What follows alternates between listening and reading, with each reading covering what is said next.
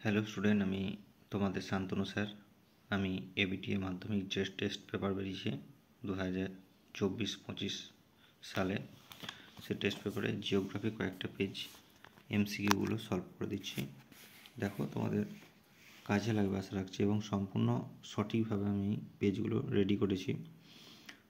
প্রথম এই পেজ নাম্বারটা হচ্ছে 108।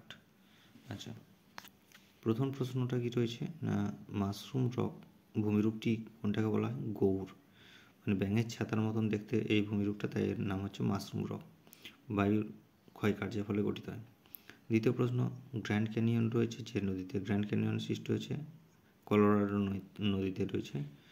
আমেরিকা যুক্তরাষ্ট্রের কলোরাডো নদীতে গ্র্যান্ড ক্যানিয়ন রয়েছে। আচ্ছা, তিন নম্বরে, বায়ু সম্পৃক্ত হলে বায়ুর আপেক্ষিক আর্দ্রতা কত হয়? বায়ুটা যদি সম্পৃক্ত হয় তার আপেক্ষিক আর্দ্রতা 100% হয়ে যাবে, তারপর আর বাতাসে জলীয় বাষ্প গ্রহণ করার ক্ষমতা থাকবে না। 4 নম্বর, ক্যারিবিয়ান সাগরে ঘূর্ণিঝড় নাম কি? না, ক্যারিবিয়ান সাগর মানেই সেখানে হ্যারিকেন হবে, হ্যারিকেন ঘূর্ণিঝড়টা হয়ে থাকবে। ক্যারিবিয়ান সাগরে সৃষ্ট ঘূর্ণিঝড় মানে সেটা হ্যারিকেন হবে। 5 প্রশ্ন, চাঁদ পৃথিবীকে একবার প্রদক্ষিণ করতে কত সময় লাগে? 27.1 দিন সময় লাগে। 6 নম্বর প্রশ্ন, সমুদ্র তরঙ্গ কি? না, সমুদ্র তরঙ্গ হচ্ছে উলম্ব আলোড়ন। সমুদ্র জলে উলম্ব আলোড়নকে সমুদ্র তরঙ্গ বলা হয়। আর সমুদ্র স্রোতটা হচ্ছে অনুভূমিক যে প্রবাহ, সেটাকে বলা হয় সমুদ্র স্রোত। আচ্ছা, 7 প্রশ্ন, জীবাণু দ্বারা বর্জ্যের বিয়োজনকে কী বলা হয়? জীবাণু দ্বারা বর্জ্যের বিয়োজনকে কম্পোস্টিং বলা হয়ে থাকে। আচ্ছা, 8 নম্বর প্রশ্ন, ভারতের নবগঠিত রাজ্যটি কোনটি? ভারতের নবগঠিত রাজ্যটির নাম হচ্ছে তেলেঙ্গানা। আচ্ছা, পরের প্রশ্ন, ভারতের বৃহত্তম কয়ালটি কই? না, ভেম্বনাদ কয়াল। ভেম্বনাদ হচ্ছে ভারতের সবথেকে বড় কয়াল। আচ্ছা, 10 প্রশ্ন, সুন্দরী গাছ জন্মায় কোথায়? না, সুন্দরী গাছ জন্মায় ম্যানগ্রোভ অরণ্য। লবণাক্ত মাটি থাকতে হবে, ম্যানগ্রোভ অরণ্যে সুন্দরী গাছ লক্ষ্য করে। 11, ভারতের ম্যানচেস্টার বলা হয় কাকে? না, ভারতের ম্যানচেস্টার বলা হয় আহমেদাবাদ। এই প্রশ্নটা খুবই ইম্পর্টেন্ট, বারবার এই প্রশ্নটাকে ধরা হয়েছে। আচ্ছা, পরে 12 নম্বর প্রশ্ন, ভারতের গম উৎপাদনে প্রথম স্থান অধিকারের রাজ্য কোনটা?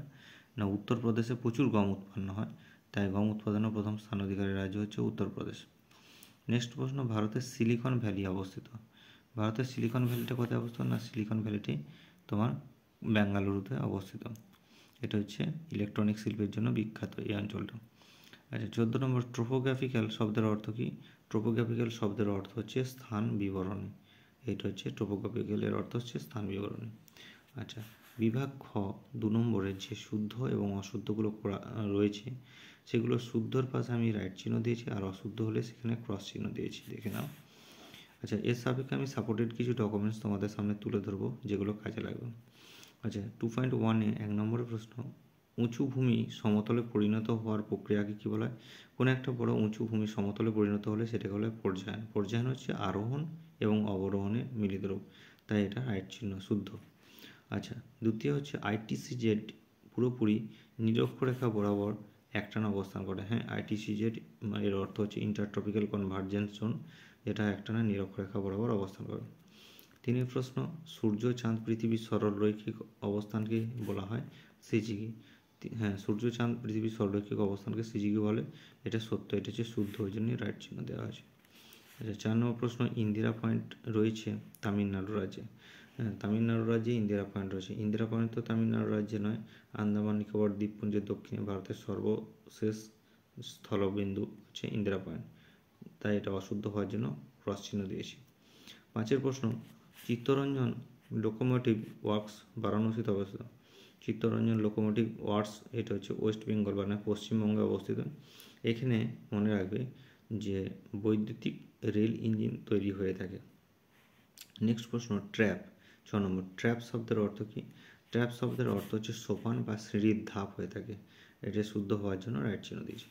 আচ্ছা, পরের প্রশ্ন, সার্ভে অফ ইন্ডিয়া এর সদর দপ্তরটি কোথায় অবস্থিত? সার্ভে অফ ইন্ডিয়ার সদর দপ্তর হচ্ছে দেহরাদুনে অবস্থিত। আচ্ছা, এরপর দেখো 2.2-এ যে শূন্যস্থান পূরণ। প্রথম প্রশ্ন রয়েছে, পৃথিবীর বৃহত্তম মরুভূমিটি ড্যাশ মহাদেশে অবস্থিত। পৃথিবীর বৃহত্তম মরুভূমিটি কোথায় রয়েছে?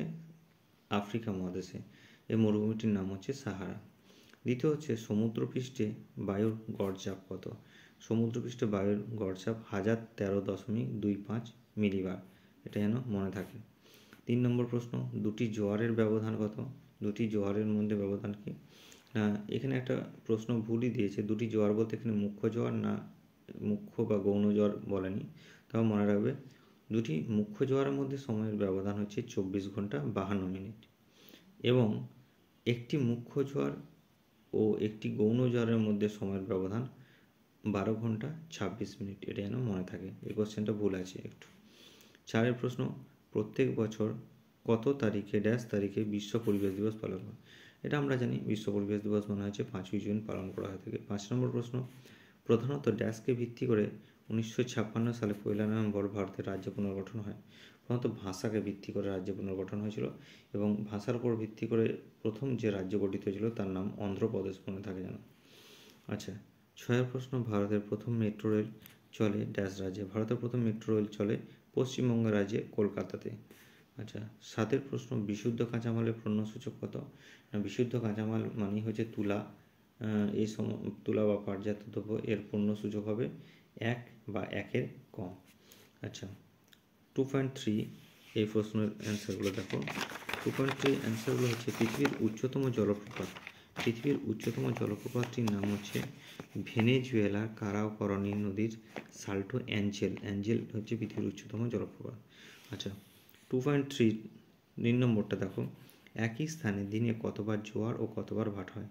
একই স্থানে দিনে 2বার জোয়ার হবে এবং 2বার ভাটা হবে। 4 প্রশ্ন, বর্জ্য পদার্থ কাকে বলে?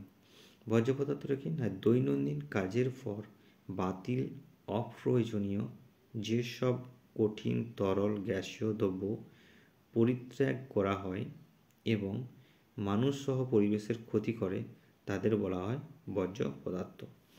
আচ্ছা, 5 প্রশ্ন, আসামে কালবৈশাখীর নাম কি? আসামে কালবৈশাখীর নাম হচ্ছে বরদৈছিলা। কেরলের নাম হবে এই কালবৈশাখী, কেরলের নাম হচ্ছে আম্রবৃষ্টি, এবং কর্ণাটকে এই কালবৈশাখীর নাম হচ্ছে চেরি ব্লসম। আচ্ছা, পরের প্রশ্ন, ভারতের প্রবেশপথ বলা হয় কাকে? কোন বন্দরকে? মুম্বাই বন্দরকে বলা হয় ভারতের প্রবেশপথ। আচ্ছা, 7 নম্বর প্রশ্ন, আরাবল্লী পর্বতের সর্বোচ্চ শৃঙ্গের নাম কি? আরাবল্লী পর্বতের সর্বোচ্চ শৃঙ্গের নাম হচ্ছে আবু পাহাড়ের গুরু শিখর, মনে থাকে যেন এটা, আবু পাহাড়ের গুরু শিখর হচ্ছে আরাবল্লী পর্বতের সর্বোচ্চ শৃঙ্গ। নেক্সট প্রশ্ন, বিএম বলতে কি বোঝো?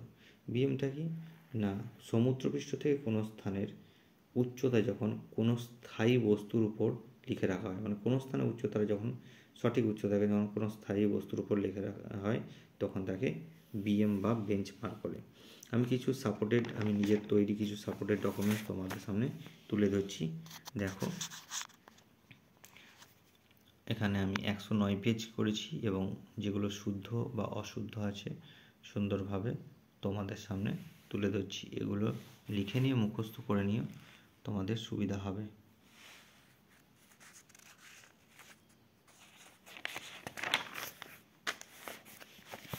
আমি এভাবে প্রত্যেকটা পেজের এমসিকিউ এবং এসএকিউ তোমাদের সামনে তুলে ধরব। তোমরা আশা রাখছি অনেকেই উপকৃত হবে।